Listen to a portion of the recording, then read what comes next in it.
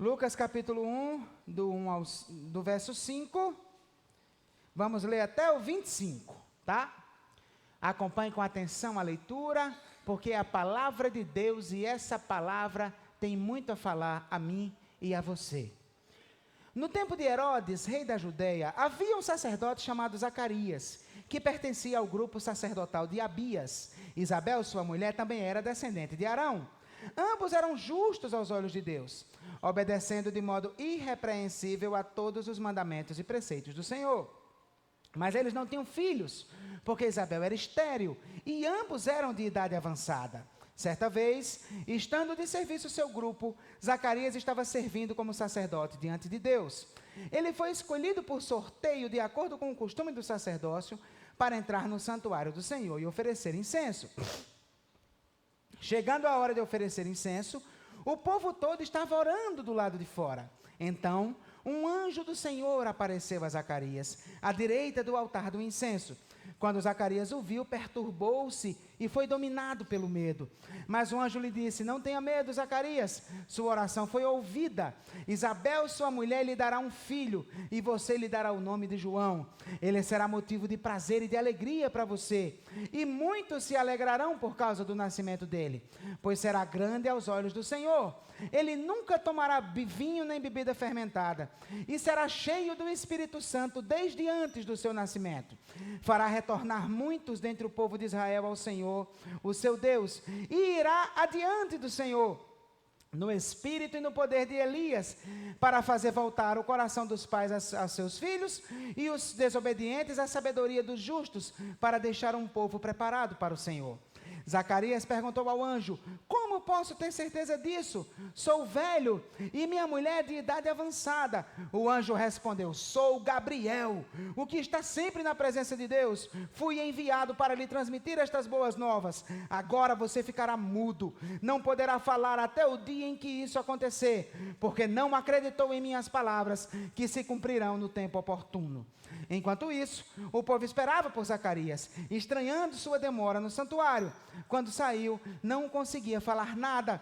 O povo percebeu então que ele tivera uma visão no santuário. Zacarias fazia sinais para eles, mas permanecia mudo. Quando completou seu período de serviço, ele voltou para casa. Depois disso, Isabel, sua mulher, engravidou e durante 5 meses não saiu de casa. E ela dizia: isto é obra do Senhor. Agora ele olhou para mim favoravelmente, para desfazer a minha humilhação perante o povo. Hoje, começando uma série que vai até o final do mês de dezembro, a série A História do Menino, episódio número 1, o roteiro recomeça. Feche seus olhos, curve sua cabeça, vamos orar. Pai querido, em nome de Jesus, eu quero pedir a tua bênção para esse momento.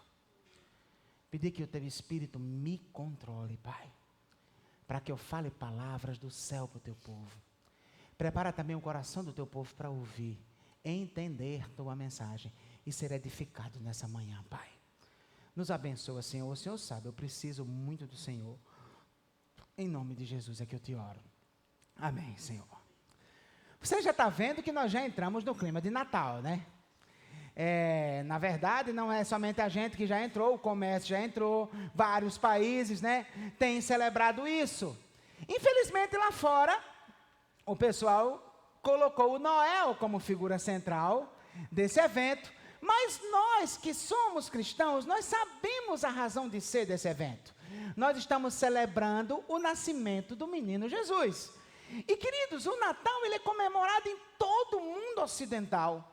Até países orientais que não têm esse significado especial de Jesus, mas nessa época do ano já tem o hábito de fazer essa festa, de trocar presentes. E aí, diante dessa realidade, a gente precisa perguntar: por que o nascimento desse menino é tão importante assim, a ponto de mover o mundo? Na verdade, queridos, a nossa série vai se basear nos capítulos 1 e 2 de Lucas, mas se você já leu o Antigo Testamento, você sabe que a história desse menino não começou aqui. Na verdade, a Bíblia toda é a história desse menino. E quando você lê o Antigo Testamento, você vê que uma criança está sempre presente como fio condutor da narrativa do Antigo Testamento. Isso vai começar lá no Éden.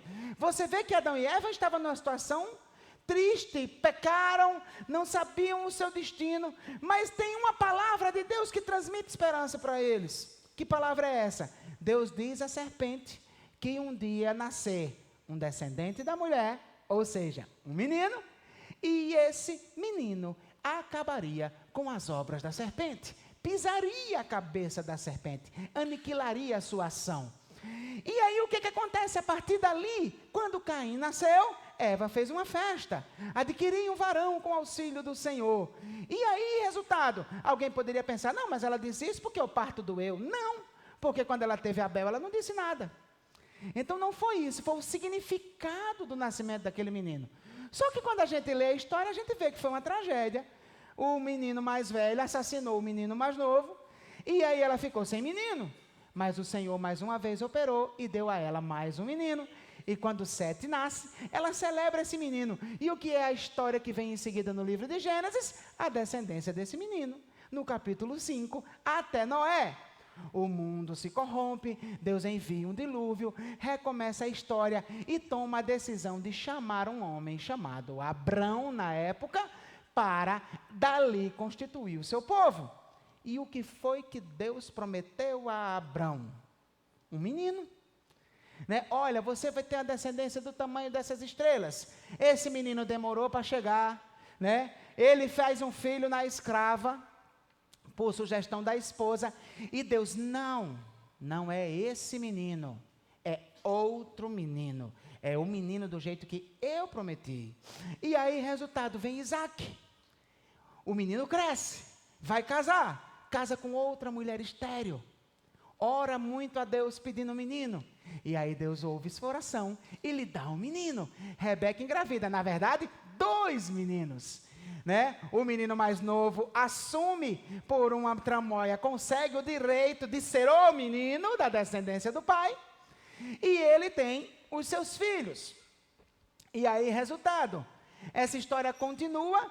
Lá mais na frente nós vamos ver pela bênção de Jacó, que os seus 2 meninos mais velhos se desencaminham, se afastam da vontade de Deus, e ele decide ter no seu terceiro menino, Judá, o menino que continuaria a descendência.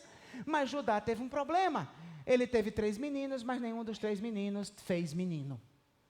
E aí, resultado, aquela que era a esposa do mais velho, que era quem tinha o direito de ter o menino que perpetuaria a descendência de Judá, foi esquecida. Fez uma situação um tanto quanto fora do padrão, se vestiu de prostituta, engravidou de Judá e lhe deu um menino. Aquele menino teve outros meninos. Mas aí o que é que acontece? Lá mais na frente, nós vamos ver uma outra história. Nós vamos ver uma mulher que, por causa de uma grande fome em Belém, vai para a região de Moabe, e na região de Moabe ela perde o seu marido e os seus 2 meninos. Fica com as 2 viúvas. Uma viúva vai embora, a outra fica com ela. E essa viúva casa novamente lá em Belém. E lá essa viúva dá para a sogra Noemi um menino. E o livro de Ruth termina com aquele menino nos braços de Noemi e a descendência daquele menino. Que daquele menino veio outro menino, que veio outro menino, que veio outro menino chamado Davi. E aí Davi, um belo dia, tem um sonho diante de Deus. O Senhor aparece para ele em sonho. E o que é que ele promete para ele? Davi, eu vou manter o seu trono para sempre. Eu vou lhe dar um menino.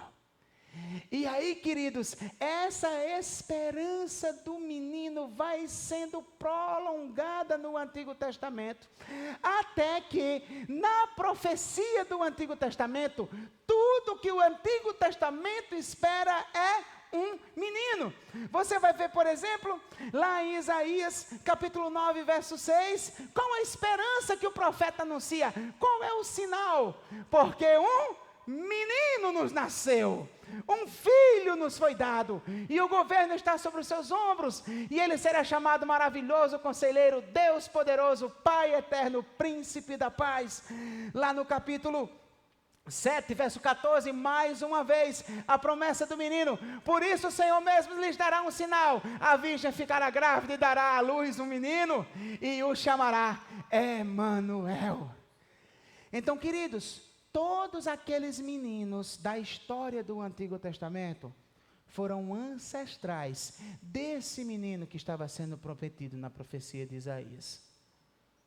Quando chega o tempo do Novo Testamento, quando chega Lucas capítulos 1 e 2, nós vamos ver, enfim, o menino nasceu. Esse menino, que é o centro de toda a história. Esse menino, que tudo é acerca dele.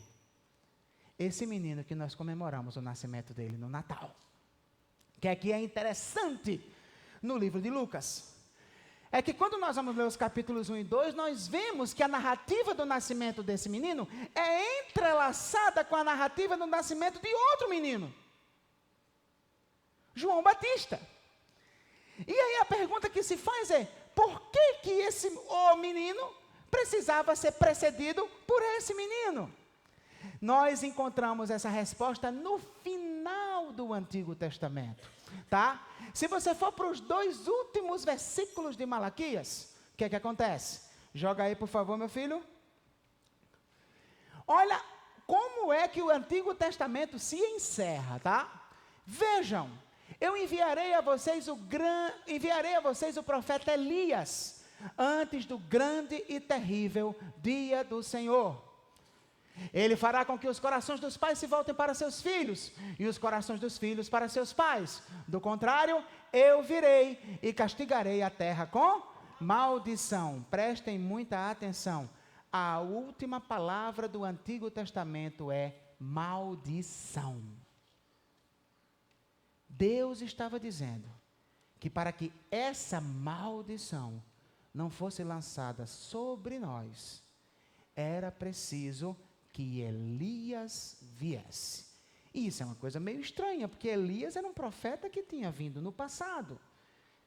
Mas aí nós vamos ver no Novo Testamento, tanto nesse texto que nós acabamos de ler, quanto nas palavras do próprio Jesus, lá em Mateus capítulo 11, capítulo 11, verso 14, que João é o Elias que haveria de vir. Então, o que acontece? Preste muita atenção. Entre essa promessa da vinda do Elias e o nascimento do Elias, passaram-se 400 anos. Então, a história do menino foi escrita em 2 fascículos, 2 volumes. O Antigo Testamento e o Novo Testamento.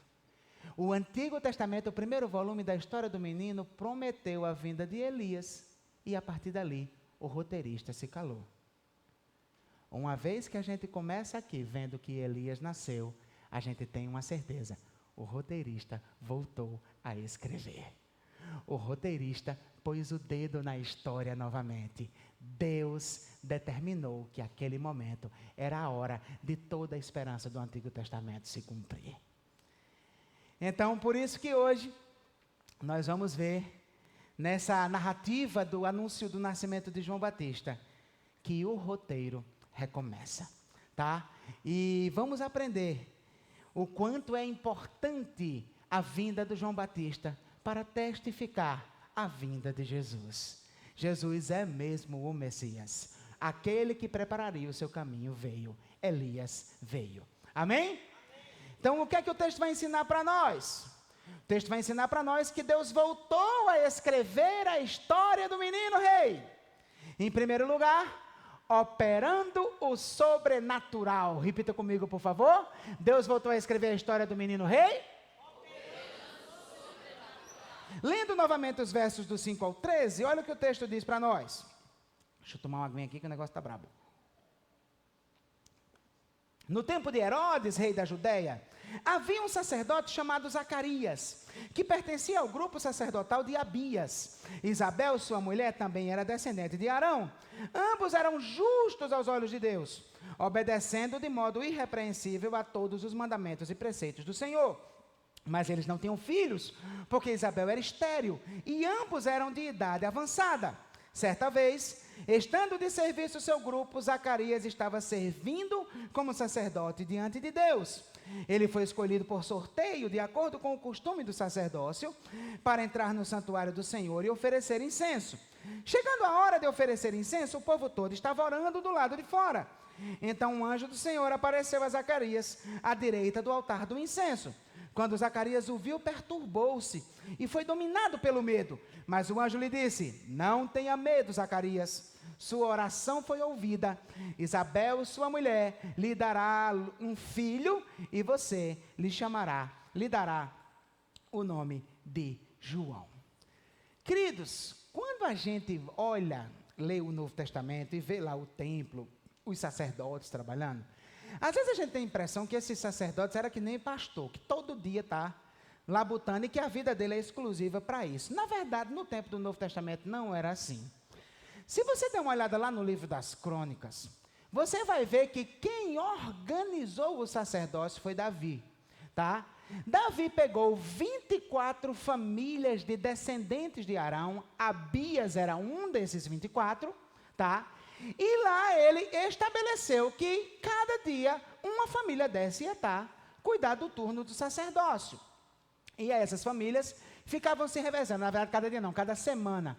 Essas famílias ficavam se revezando no serviço do sacerdócio, 24 famílias. Agora você imagina comigo, isso foi no tempo de Davi. Imagina quanto descendente não nasceu desses 24, nesses 1000 anos que passaram desde o tempo de Davi até o tempo do Novo Testamento. Então, no tempo do Novo Testamento, tinha muitos sacerdotes na comunidade de Israel. Porque os sacerdócios não eram chamados, os sacerdócios eram direito de família. Os descendentes de Arão eram sacerdotes, tá? E aí, os especialistas estimam que havia mais de 18.000 sacerdotes no tempo do Novo Testamento. Agora, você imagina só. Então, resultado. A cada 24 semanas, a sua família estava de serviço. Só que a sua família tinha sacerdote demais. Então, dentre os da família, havia um sorteio para ver quem ia, tá? E dentre os que iam servir, havia um sorteio para ver quem ia fazer as coisas. Por quê? Porque o trabalho regular do templo era somente 3 coisas. Um sacrifício de manhã, um sacrifício de tarde, e em um momento no dia, oferecer o incenso dentro do santuário. Como os sacrifícios eram oferecidos lá fora, oferecer o incenso, digamos assim, era a honra maior de todas. Porque você entrava no santuário. A chance de um sacerdote ser escolhido para cumprir esse ofício era 1 em 18.000. Isso significa dizer que teve sacerdote que passou a vida toda e nunca entrou no santuário. Isso significa dizer que era quase impossível um sacerdote fazer isso mais de uma vez na vida toda. Tá? Então, aquele momento para Zacarias era um momento ímpar, era especial. Depois, ele já idoso, ganhou a honra que talvez ele tenha sonhado a vida toda. Chegou a vez dele servir e o sorteio caiu em cima dele para entrar no santuário. Então era especial, era fora do normal. Mas ele não imaginava que ia ser tão fora do normal assim. Porque quando ele entra, dá de cara com quem? Com um anjo do Senhor. E queridos, presta atenção. Para quem conhece o Antigo Testamento, sabe, das vezes que Deus enviou anjo para dar recado a alguém, é porque ele tinha decidido agir na história. São momentos especiais da história de Israel que isso acontece. Então aquilo já em si só já seria algo incrível. Mas ainda tem mais uma. O recado que aquele anjo traz qual é? Zacarias, suas orações foram ouvidas, sua mulher vai engravidar, ela vai lhe dar um filho. E venhamos e convenhamos também, na história da redenção, os homens que tinham mulheres estéreis e que Deus fez esse tipo de milagre, foram situações para nascerem crianças muito especiais. Foram aqueles momentos chave da história da redenção. Então, queridos, preste atenção. Zacarias estava recebendo uma notícia. Amigo, Deus escolheu tua família para tocar a história de novo. Deus resolveu agir novamente. O roteirista pôs a mão de novo na história. E para isso, como lhe é de costume, está realizando o milagre, o sobrenatural. Queridos, eu acho fenomenal o jeito que Deus age. Porque Deus usa muito circunstâncias naturais. Deus usa pessoas, né, para nos ajudar. Deus usa médicos, Deus usa remédios. Deus usa muito o natural. Mas o que eu acho fenomenal em Deus é que Ele não é refém do natural. Quando o natural não é suficiente para cumprir os seus propósitos, Ele põe o dedo na história e opera o sobrenatural. Era isso que Ele estava fazendo naquele momento. Então, meu querido, ponha na sua cabeça de uma vez por todas. Você não precisa ter medo das circunstâncias que têm acontecido na sua vida. Se tem qualquer coisa que Deus não quer que aconteça, que vai atrapalhar seus planos, Ele vai pôr a mão e vai impedir, porque Ele tem poder para fazer isso. E se tiver qualquer coisa que não está para acontecer, porque as leis naturais não permitem, e Ele tem como propósito que aconteça, Ele põe a mão na história e faz acontecer, porque Ele é o Senhor da natureza. Ele opera. Deus prometeu um menino para preparar o caminho do menino, mas os pais desse menino não podiam ter filhos. Isso para Deus não significa nada. Isso para Deus não é nada. Toda a trajetória do plano de Deus é marcada por milagres. Olha o Antigo Testamento. Portanto, meu querido, você precisa crer em milagres. Creia em milagres. Ore por milagres. O nosso Deus é um Deus de milagres. Segunda coisa, Deus voltou a escrever a história do menino rei, operando o sobrenatural em primeiro lugar. Deus voltou a escrever a história do menino rei, preparando a sua chegada, versos do 14 ao 17. Olha o que é que o texto vai dizer. Ele será motivo de prazer e de alegria para você, e muitos se alegrarão por causa do nascimento dele, pois será grande aos olhos do Senhor. Ele nunca tomará vinho nem bebida fermentada, e será cheio do Espírito Santo desde antes do seu nascimento. Fará retornar muitos dentre o povo de Israel ao Senhor, o seu Deus, e irá adiante do Senhor, no espírito e no poder de Elias, para fazer voltar o coração dos pais a seus filhos, e os desobedientes à sabedoria dos justos, para deixar um povo preparado para o Senhor. Olha só.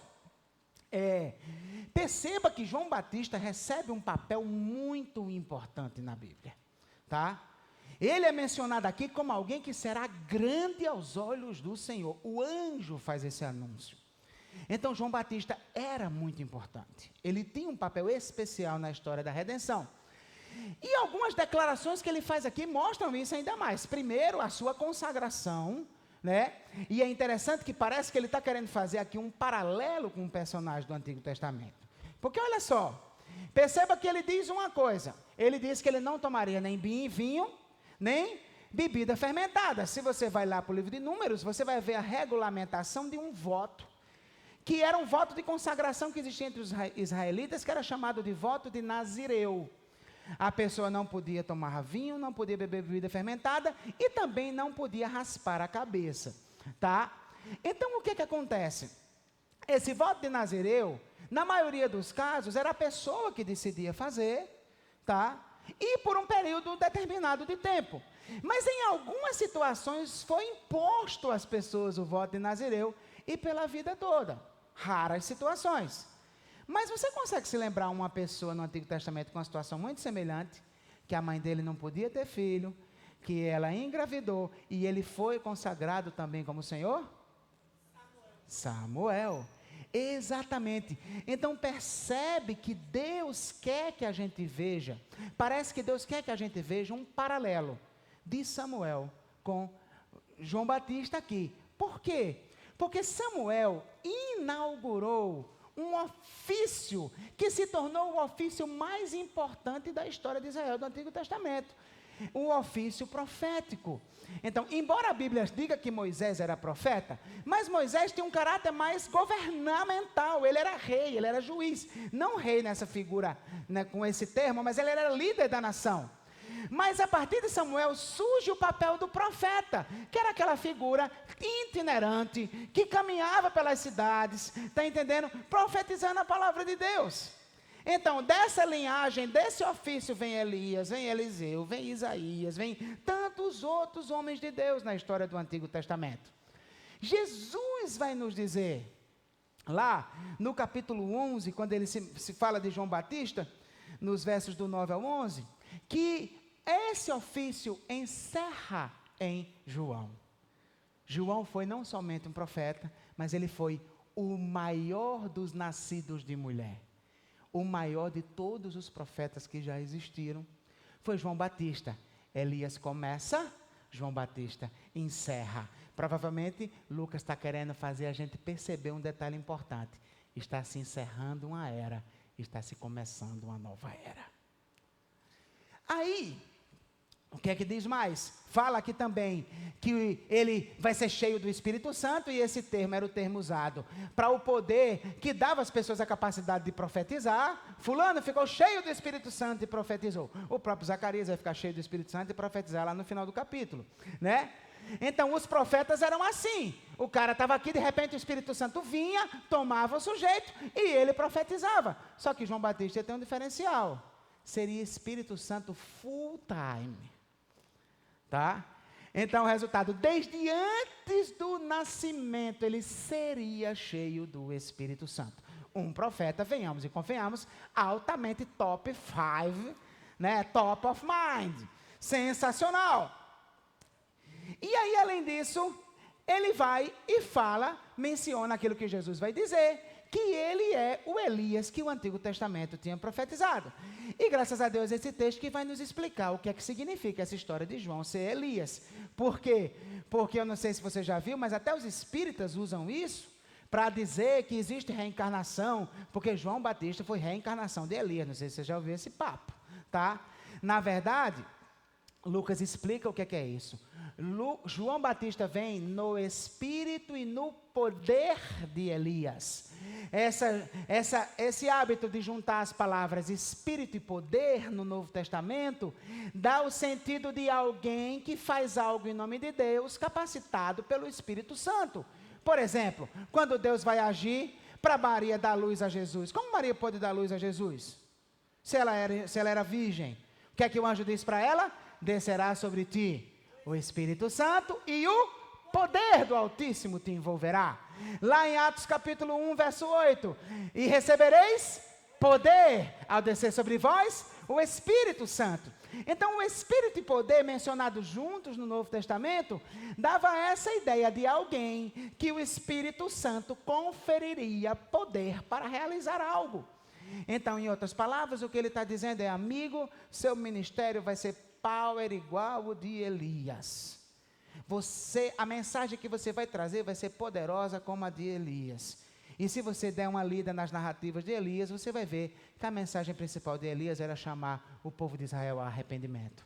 E João, na sua pregação, ele chamava o povo de Israel ao arrependimento. Então, presta muita atenção. João, top! Maior dos profetas. Grande aos olhos do Senhor. No poder de Elias. Sensacional. Espírito Santo full time. Então, um cara grande, entendeu? Um cara grandão. Mas como o ministério dele é descrito? O papel dele era preparar o caminho do Senhor.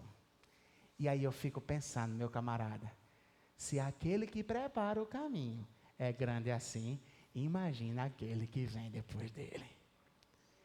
Então, a grandeza daquele que prepara o caminho é para a gente poder perceber a grandeza ainda maior daquele que ele está anunciando.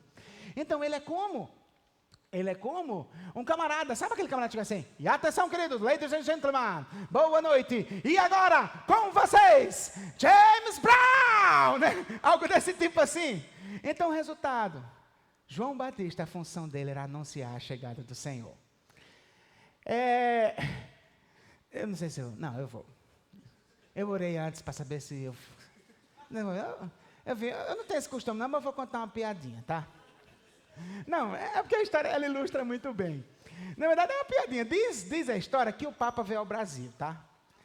E aí, resultado, o Papa chegou no Brasil, e aí foram buscar o Papa. E assim, ele chegou meio escondido, não fizeram muita coisa, porque ele veio para tirar férias. Agora você imagina, férias no Brasil, esquisito, né? Mas piada é piada, né? Você tem que dar um desconto. Aí, resultado. E aí pegou, só que aí quando chegou lá o motorista, tudo escondido, muito, muito tal, e aí o motorista lá com aquele carro especial para ele andar, e o Papa disse, rapaz, não era um Papa móvel, porque era escondido, né? Era tipo uma limusine, uma coisa assim, né? Só que aí o Papa disse, rapaz, faz uma coisa que eu não faço há muito tempo e hoje eu vou fazer. Ele, o que é? Eu vou dirigir. Mas sua santidade não pode. De jeito nenhum, não faço nada. Não, eu quero dirigir, quem está mandando sou eu. Aí o motorista era um padre, ia fazer o quê, né? Aí ele, tá bom. Aí o cara foi sentar no banco direito, ele, não, aqui não, que eu não quero professor de autoescola não, vá sentado lá atrás. Agora, sim, senhor. Aí o cara sentou lá atrás, e o Papa saiu dirigindo a limusine pelas ruas de São Paulo. Aí lá vai ele lá, empolgado para fazer muito, nem lembrava mais como era. Aí resultado, passou no radar, excedendo a velocidade, aí a polícia, foi atrás lá, encostou. Quando o policial desceu, chegou lá, correndo, hein, como é que pode? Espera um momentinho aí. Aí ligou para o superior dele, né? Comandante. Olha, é o seguinte, eu estou numa situação aqui meio delicada. Eu parei um carro aqui que estava a excesso de velocidade, mas o homem é grande. O homem é grande demais, não tem coragem de fazer nada, não. Que isso, rapaz? Multe, eu estou dizendo a você. Ele, não, o homem é grande. Ele, quem é? É o prefeito? Multe, que é para dar exemplo. Ele, não é muito maior do que o prefeito. Ele, maior do que o prefeito? É quem é o governador? Se for o governador, você só dá um carão, mas deixa ele ir. Ele, não, o governador não é nada. Aí ele disse, é mesmo? Pelo amor de Deus, então quem é esse homem? É o presidente, se for presidente, deixa para lá. Deixa ele seguir. Não, presidente é fichinha. Ele, tá, se o presidente é fichinha, quem é esse homem? Ele disse, comandante, o senhor tem uma ideia, o motorista dele é o Papa. Agora você presta atenção. Você presta atenção, né? Foi algo mais ou menos assim. A ideia do policial era, se o motorista é esse, imagina o homem. Se aquele que preparava o caminho do Senhor era grandioso como João, muito maior. Imagina a grandeza daquele que ele estava anunciando. Querido,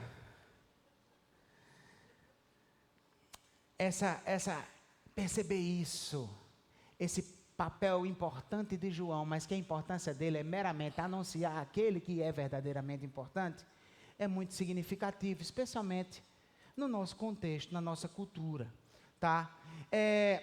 Esse é um assunto meio assim fora de época, mas o texto tem a ver com isso e é importante a gente refletir sobre isso. Vocês sabem que eu sou paraibano, né?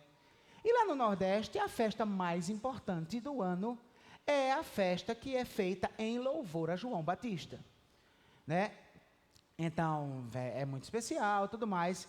E assim, eu sou nordestino, eu gosto da minha cultura, né? Mas não é fácil identificar a linha, até aqui é cultura, passou de lá é idolatria. E eu tenho uma criança, como é que eu vou lidar com essa criança, né? Então, eu ensino ele a gostar da nossa cultura nordestina. Isaac ama as músicas de Luiz Gonzaga, aprendeu a gostar comigo. Quando ele entra no carro, ele diz logo assim, papai, bota um forrozinho pra gente. Tá? Então, ele ama as músicas de Luiz Gonzaga, mas eu tenho alguns cuidados. Todas as canções que fazem menção a santos, algo dessa natureza, esse aspecto da cultura nordestina, não estão na playlist. E além disso, ele não vai para a festinha de São João na escola. E por que eu tomei essa decisão? Porque eu não quero correr o perigo do meu filho estar lá, dançando a quadrilha, tá entendendo? E aí um camarada com o microfone dizendo, viva São João! E o meu filho, viva! Eu não posso correr esse risco. Porque isso seria idolatria. João tem um papel importante na história da redenção. João é digno de respeito, mas só Jesus é digno de louvor. Só Jesus deve ser exaltado. Só Jesus merece que cantemos canções para Ele. Só Jesus, tá? Então, é importante a gente entender isso. Deus voltou a escrever a história do menino rei, em primeiro lugar, operando o sobrenatural, em segundo lugar, preparando a sua chegada, e por último, desafiando a nossa fé. Vamos ler o resto do texto, versos do 18 ao 25? Por questões de tempo, aqueles que têm raiva de ficar repetindo estão sendo poupados hoje, tá? Aí do 18 ao 25, porque eu sempre fico mandando repetir, né? Mas hoje eu estou dando desconto para você. Zacarias perguntou ao anjo: como posso ter certeza disso? Sou velho e minha mulher é de idade avançada.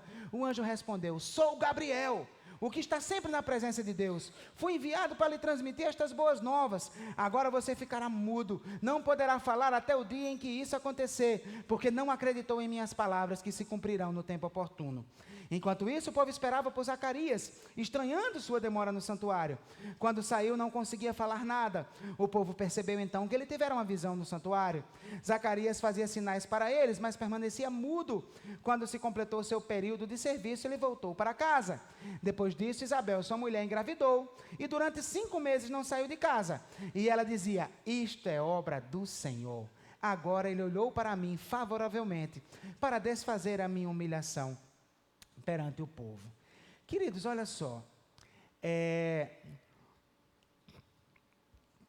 Zacarias, ele não creu. E isso é intrigante, por quê? Porque o começo do texto, se você der uma olhadinha, lá no verso 6, fala-se que ele e Isabel eram justos aos olhos do Senhor, que eles eram conhecedores da lei, que eles eram cumpridores da lei, eles eram israelitas exemplares. Mas até crente bom, crente fiel, se vacilar, não acredita quando Deus anuncia seus propósitos. A fé dele enfraqueceu nessa hora. Ele não creu. Por que Zacarias não creu? Porque ele cometeu o erro básico que a gente de vez em quando cometeu. Quis condicionar a ação de Deus às nossas próprias capacidades. Não, eu não posso ter um filho, olha para mim, seu anjo. Só é de convir que eu não sou mais aquele, você sabe, né? Minha esposa, além de estéril, também já está velhinha. Então, venhamos e convenhamos, esse nascimento não tem condição de acontecer. Só que aí, na hora que ele diz isso, o anjo, como diz lá na minha terra, pegou um A grande, viu? Pegar A lá na Paraíba, você ficar com raiva, se aborrecer, né? O anjo se aborreceu, cara.